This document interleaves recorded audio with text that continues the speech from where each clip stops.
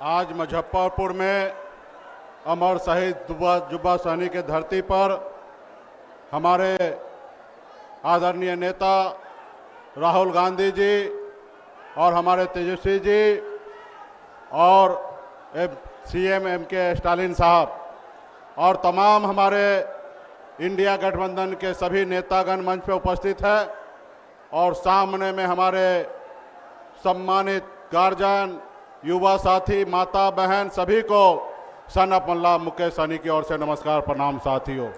साथियों, आप ये जानते हैं कि ये अमर शहीद जुब्बा सहनी का धरती है।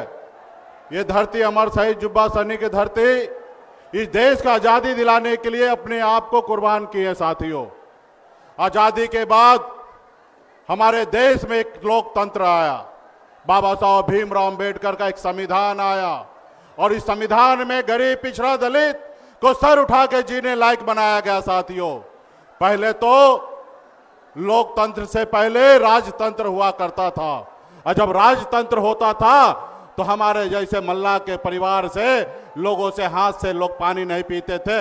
ये राजतंत्र में होता था। आज हम जहां पे भी हैं, जैसे भी हैं, वो लोकतंत्र के वजह से है। और जो एक अगर मल्ला का बेटा अगर बिहार में अगर मंत्री बना तो ये लोकतंत्र का देन है। साथियों, आज यही लोकतंत्र खतरे में पड़ा है। भारतीय जनता पार्टी, आरएसएस, चुनाव आयोग मिलकर इस देश में आपका वोट चोरी कर रहा है और सत्ता में बैठा हुआ। साथियों, जब सत्ता में बैठे रहेंगे, जब आपकी फिक्र नहीं होगा तो आपके लिए काम कैसे करेंगे?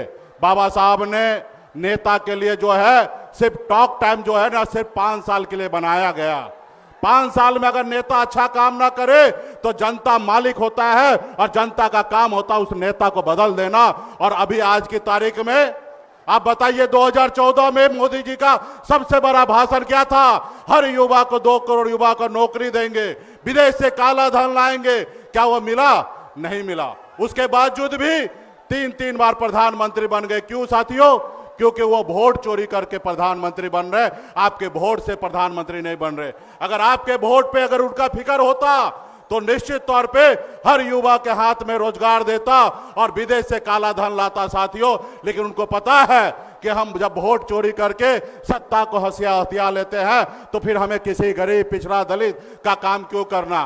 तो इसलिए साथियों, आज हमारे आदरणीय राहुल गांधी जी, हमारे तेजस्वी प्रसाद यादव जी और हमारे स्टालिन साहब आए हैं आपके वोटर अधिकार यात्रा में। और निश्चित तौर पे हम लोग मजबूती से आने वाला समय में हर एक बिहार के नागरिक का वोट का रक्षा करने के लिए हम लोग मजबूती से है। सिर्फ आप लोगों का साथ देने की आवश्यकता है। यहाँ पे जुटे जितने भी हमारे महागठबंधन नेतागण, कार्यकर्तागण, सभी को बहुत बहुत धन्यवाद।